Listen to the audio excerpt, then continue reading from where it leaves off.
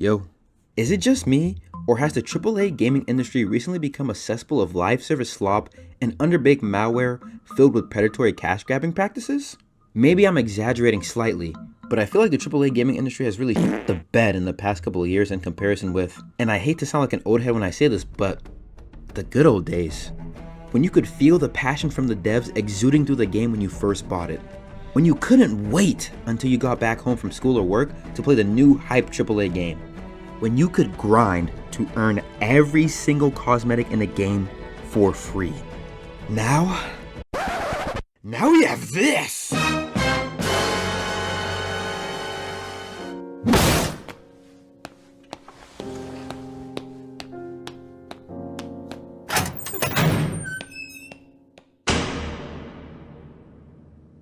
I'm not saying games nowadays don't give off those legendary vibes anymore. Rather, it has basically been robbed from a lot of AAA games by soulless executives who have only ever dabbled in Candy Crush, but call themselves gamers. While AA and indie studios that understand their audiences better get the attention of gamers. But what are the ungodly reasons that made AAA gaming go from everyone's sweetheart to us hearing some type of rage bait news about the newest AAA game flopping every other week? As someone who came out of my mother's womb with a controller in my hand, a headset over my ears, and has seen the gaming industry develop for the past 24 years, I can shed light as to why the AAA gaming industry has lived long enough to become the villain, with the reasons being greed and an overall lack of innovation. Listen to me, stay with me now. In the good old days, most AAA companies used to create games for the passion of it, rather than trying to make a quick buck. But AAA companies began to move a lot differently after seeing games like Fortnite essentially create heavenly cultivation farms with their monetization strategies. That has, to this day, earned them over $1 billion in revenue since it first released. They just couldn't help but want to get a piece of that mouth-watering recurring revenue model pie themselves. With the advent of skins, cosmetics, and the godforsaken Fortnite Battle Pass within video games, it allowed developers and publishers to make money after the first point of purchase to the sale of cosmetics. And it was pretty much GG go next from there. Candidly, it was great at first to be able to buy skins that were reasonably priced to support the devs, and still have the option to play the game enough to earn the skin through rewards and challenges, and not feel robbed. Dude, wait. Oh my, wait, what? Nowadays, buying a skin means forking up an arm, a leg, and your firstborn child's firstborn child, just to buy a currency other than the one you earned through gameplay to look cool for a season before the next cooler, and of course, much more expensive skin comes out. It's a little hard to get mad at some of these companies for doing this because how else are they supposed to make money off of free-to-play games? But at the same time though, can we not act like this skin? Or this skin? Or, God, not this skin! Has more value than this Bunsen burner grill for nice summer cookouts and grills? Nah, I don't think so. Seriously, we've gotten to the point where skins in video games can cost as little as buying a bottle of Coke from a vending machine to the cost of an entire freaking vending machine. Bruh. And in combination with some of the gambling mechanics baked into the cosmetic systems of games like Overwatch and Star Wars Battlefront, you'd have some kids absolutely fiending to get the 3 special numbers on the back of their parents' card in order to high roll every single penny on it, just for the minuscule chance to get a legendary skin to flex on their friends doing the exact same thing.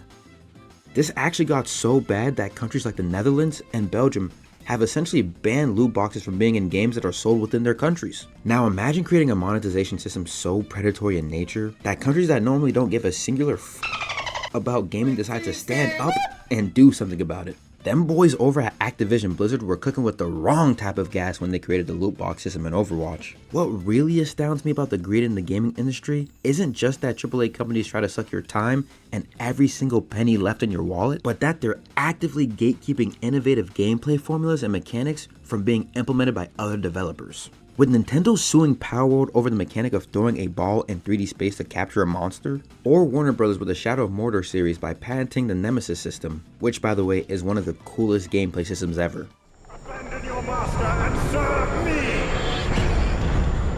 I serve you, bright lord! A few moments later. Serving in your army was a miserable farce. And hell, even the dialogue wheel from the Mass Effect games has been patented by BioWare.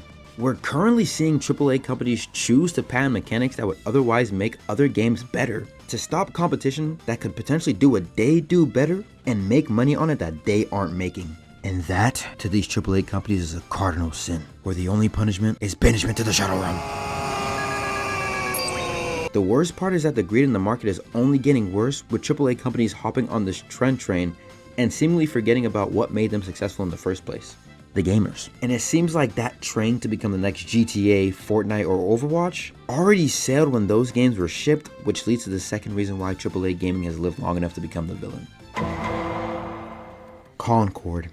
What a perfect game to act as a parable to represent what happens when you decide to leave creative mode and play it safe. I'm sure there are plenty of hard-working people over at Firewalk Studios who put their heart and soul into making this game, and my love goes out to them. But Oh, yeah. I ain't gonna lie. was this game a steaming pile of ass from its uninspired characters to its copy and paste game design? It seemed like they were actively trying to lack in all of the things that make a new live service video game successful nowadays. For a game that was supposed to become Sony's version of Star Wars, did it fail so badly to meet any of the standards that made Star Wars, or any other IP for that matter, actually decent? And this innovation issue may only be an American AAA problem because you don't see a lot of Asian devs fumbling the ball lately. With games like Elden Ring, Black Myth Wukong, Sekiro, Metaphor ReFantazio, and Power that came out completely flipping the standard. Though I will say the constant reboots, remakes, retellings, revisionings, whatever you want to call them, is a trend that both Asian and American devs lean on. A lot. To a point where a lot of the new games we are getting from AAA devs either are a remake of some kind or have to have a number after the title. But Bethesda and Take-Two are probably the worst offenders of this, with Skyrim re-releasing 7 different times across 3 different console generations, and NBA 2K re-releasing the same game since 1999. The lack of creativity and innovation that we are feeling from these AAA developers nowadays seems to boil down to the fact that a lot of these people who did the groundwork of, actually making the video games are leaving these studios due to layoffs, joining new studios, going indie, etc. And now, these AAA companies are no longer the cutting-edge gaming titans we once knew them as, and have just evolved into greedier versions of Mr. Krabs. First of all, congratulations, Mr. Krabs. Hello, I like money. What inspired you to build a second Krusty Krab right next door to the original? Money. To bring it back to greed for a second, as much as I want to act like the greed and lack of innovation in the market are different things, they are really just two sides of the same coin. How can there be innovation and creativity put into a video game when the primary objective of the developer isn't to create a fun experience for the player, but to satisfy the shareholders by making as much profit as possible?